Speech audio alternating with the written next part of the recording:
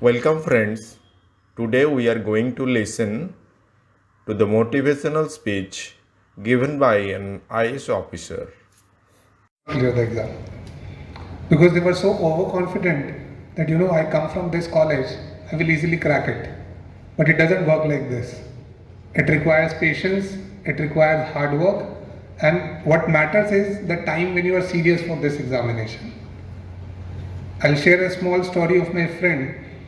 My friend from college, I won't name, he barely used to pass in college. So, every time he's fighting for attendance, teachers are after him. What are you doing with your career? What are you planning to do? Now, we had no idea what he will be doing after college. But suddenly after college, he vanished for 2 years. We are trying to contact him, phone number switched off, no way traceable. We thought probably gone home or doing something which we are not aware of. It happens, कभी कभी हो जाता है, लोग number बदल देते हैं, बताते नहीं हैं. Right. Now, after 2 years, suddenly UPSC result came and his rank was 102.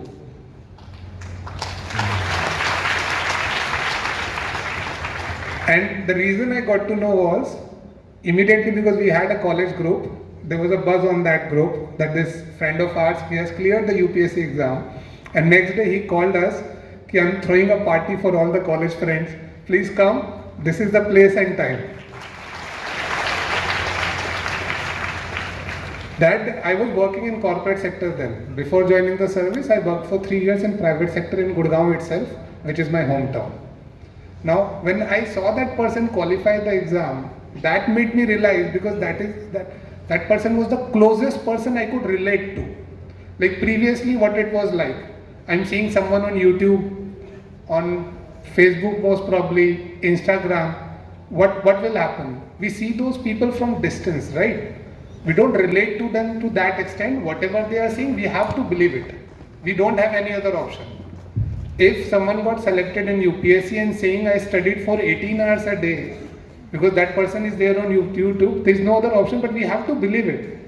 But let's say if I'm the friend of that person, and if that person is saying I've studied 10 hours a day or 12 hours a day, now I know like from my personal experience, using that personal contact, whether that person what he did was right or not, or whatever he's saying is truth or not, right? Because of that one experience, I realized like इसका हो सकता है तो यार मेरा क्यों नहीं हो सकता? So these are small experiences which change our life. Somehow it was there in me also. I wanted to write the exam, and that was the day I resigned. After a couple of months, I went to Karol Bagh and started preparation. So when we relate, when I talk to majority of the aspirants, and when they are in doubt that my 10th score was not good, my 12th score was not good, I have not done good in college or even after college, what is the guarantee that I will clear this exam? The doubt which you are having, you are not the only one who are having this doubt. If you look at the history of UPSC, whosoever wrote this exam, they also face this doubt. So always have this thing in mind. If they could do it, then we can also do it. But there are ways to tackle it. There could be a possibility someone coming from a convent school, probably studied in Calcutta or in Delhi or in Bangalore, Mumbai, with very good facilities. But that will not guarantee that that person will clear the exam. What will guarantee? That the hard work you will put in, the number of hours you will put in. What will extend a bit? Yes, if there could be a possibility, if someone is clearing the exam in 1 year, I could clear in 2 years. It's fine. But we should be knowing that yes, it's people like us only who clear the exam. Every year when the UPSC results come, which stories are the most famous stories? The stories of struggles. We have an officer in Bengal cadre. His father was an auto rickshaw driver. He struggled so much. He wrote UPSC. I think you must be knowing the name of that officer also. Ansar Sheikh. He's my batchmate only. Previously, I used to feel I struggled a lot. But when I met him in Mussoorie, then I realized that this is what actual struggle looks like. He faced a lot of challenges. Despite those challenges, he ensured that this is something I want to do, irrespective if I know something or not know something, all we have to do is we have to try. He kept the belief in himself and he wrote the exam and he cleared the exam.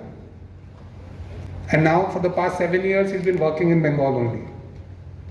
So if those small challenges and struggles, and we think, now this is not right, I don't have this background, I don't have these facilities, I don't have coaching, I don't have guidance, I don't have mentorship, we can look for n number of reasons not to do something. But you have to find that reason why you want to give this examination, because that will motivate you over the years. And trust me, it's a process. Some things, because when you prepare for UPSC exam, you will change yourself. You will change your habits, you will control your distractions, you will change your circles, you will go through a process where you will be transformed as a person. And that person will be there with you throughout the time. There are certain traits which I learned during my UPSC preparation, which I feel those traits are there in me today also. Why that motivation is there, why dedication was there. So there are a lot of things which we require for this examination, and this preparation will make you more mature about yourself.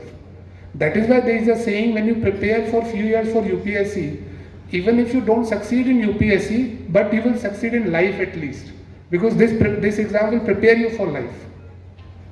Because the dedication which is required, if you put that same dedication in any other field, you will definitely succeed in that field. Thank you for watching. Hope you have enjoyed the speech. If you like this speech, please subscribe and like my channel. Thank you.